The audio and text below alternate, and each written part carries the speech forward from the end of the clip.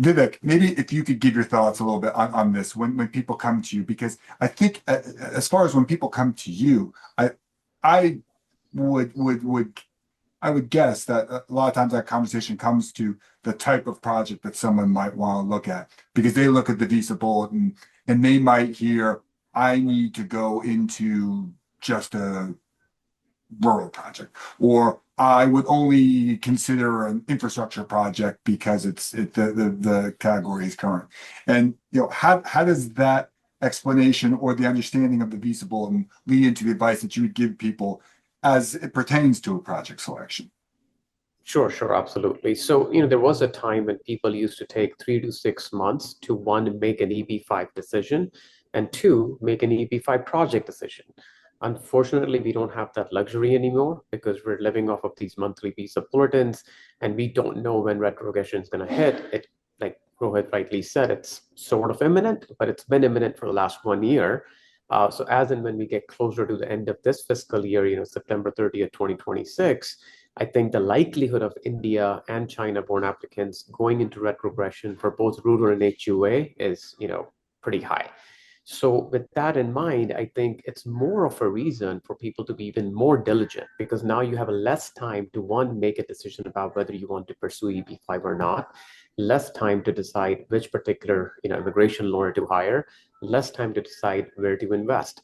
So I think, people do need to kind of set aside specific time and efforts to just really, do a deep dive into both sides.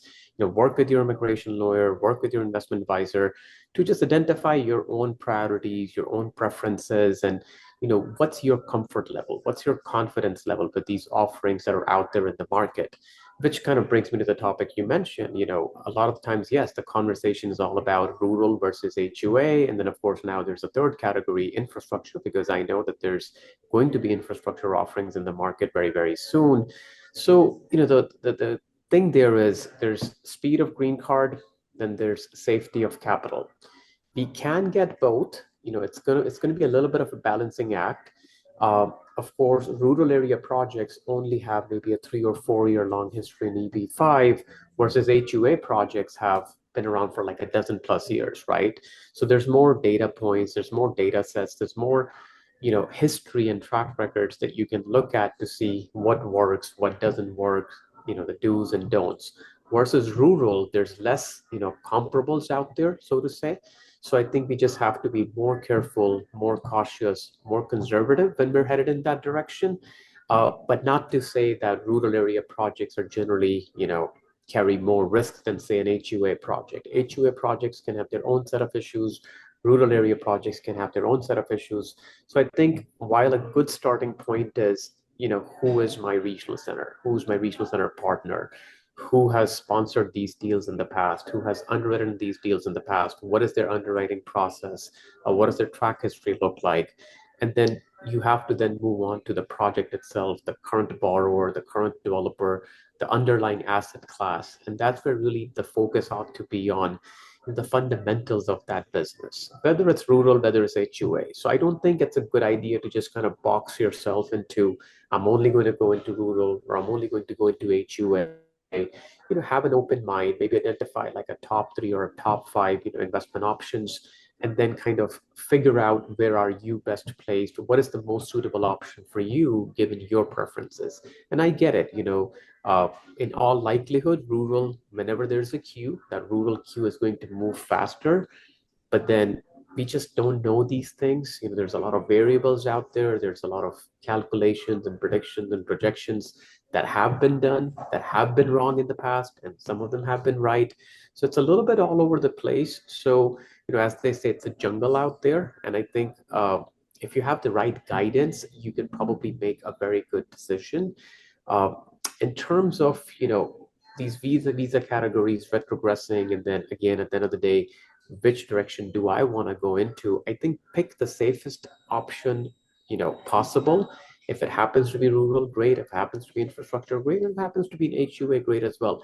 Especially if you're already in the country, you're filing for an adjustment of status, because through that adjustment of status, you should be able to get your EAD, you should be able to get your advanced parole, and that essentially ends up serving as like an insurance policy, because I always do encourage people to not necessarily voluntarily give up their H-1B status. If they have valid H-1B status, they should continue down that path, and if and when they that path as well, green card will come as well. But this cap reservation piece,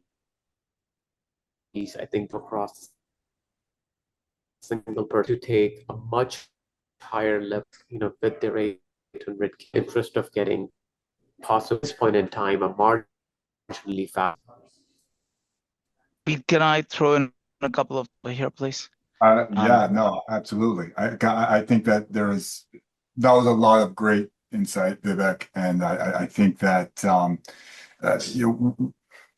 what we've been seeing was very eloquently said by you as well. In that what we've been finding is an increased amount of openness from people to look at projects in different visa set asides rather than just say, I want a rural project, because there was a long stretch where the desire for not just the larger visa set aside, but for priority processing was really dictating people's decision without even really looking at much beside that.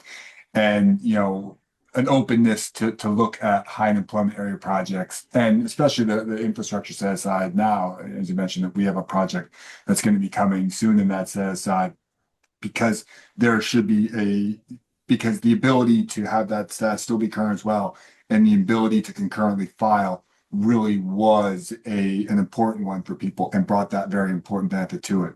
But I did want, Rohit, I certainly would love to hear your thoughts on this as well. But I would like to talk a little bit about some of the changes that have come to the EAD specifically, and that concurrent filing opportunity that really is vital for Indian investors and all investors to really know.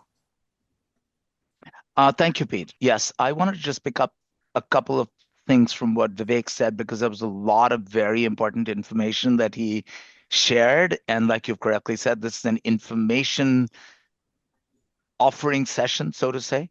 So, first of all, I know something that CanAm has done consistently over the years, and some of the other well-established regional centers have done. And I always tell my clients, go visit the projects. Go take a look and see it. Most projects and regional centers will welcome you to come there, see it, and you can see, touch, and feel. So I think that's very important as far as I'm concerned.